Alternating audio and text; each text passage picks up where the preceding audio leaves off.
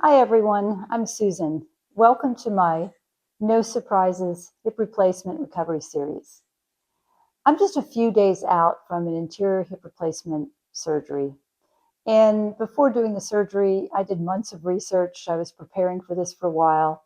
And I watched a lot of YouTube videos, talked to my doctor, went to a training class.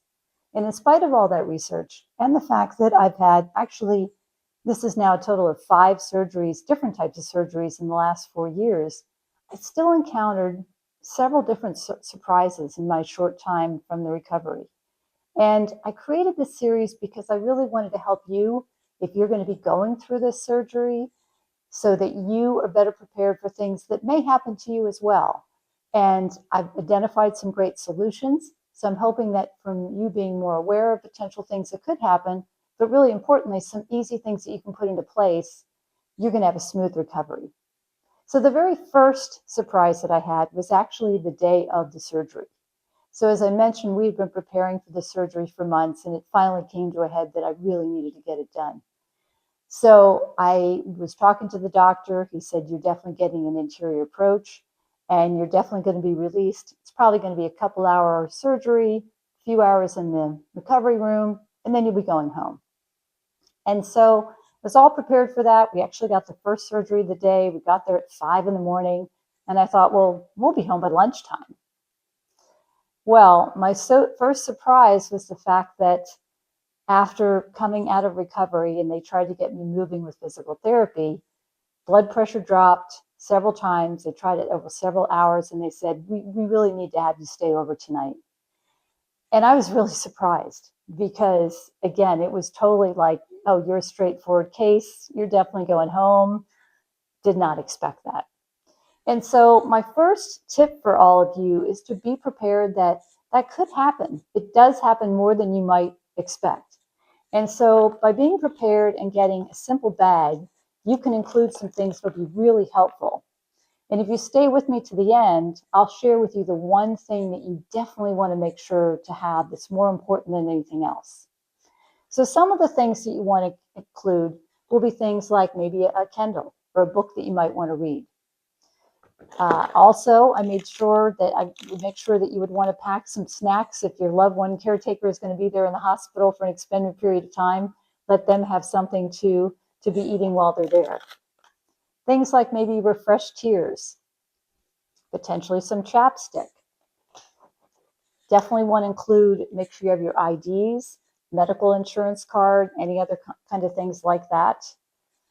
I like always having some lipstick because we tend to get really dried out in the hospital. So for women, that's an idea. Clearly, you definitely want to have your phone with you. I also think it's a good idea, as when I've had to have a surgery where I knew I had to be in the hospital, just like a nice little cozy blanket or something, right? You don't always get these kinds of things in the hospital. Just makes things a little bit more comfortable for you. So those are some simple things to do just to bring and have in a bag. Now, for us, we don't have any pets right now, but if you do have some pets, you might want to make some arrangements that just in case you are delayed, you have someone there to take care of your pets, to come in and check on them. If there's anyone else counting on you, maybe if your spouse is still working and they need to call into work in the afternoon, having a backup plan for when they could, be checking in or having someone else check in. So just know that this is something that definitely can happen. So you want to be prepared. Again, I'm a very healthy person that kind of went into this surgery with a definite plan that just changed. And it turned out to be a good experience being in the hospital. No problem there, but you want to be prepared. So as I mentioned up front, if you would stay to the end, I would tell you the one thing to make sure to put in that bag. And that would be to make sure to have a very long, and this might not even be long enough, but a power cord, extension cord, whatever you might need to make sure your phone is charged. Because if they do have you staying over the night in the hospital, they're going to put the fall protection on you. So you're not going to be able to get out of bed by yourself. You're certainly not going to be in any position to be near something to charge your phone. And you may want to be getting in touch with loved ones and other people while you're in that hospital for an extended period of time. So this is the first tip I'm sharing with you. In each video, I'm going to be sharing some other tips based on the surprises that I encountered. And I'm hoping that Again, through learning about some potential surprises, but some other ideas and tips on how to solve for them, you're going to be in a great position to go through your surgery.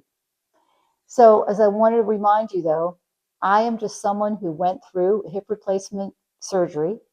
I am not a medical professional, and it's always important that you turn to your medical experts for their advice because they know your situation the best and they have the medical expertise that you need.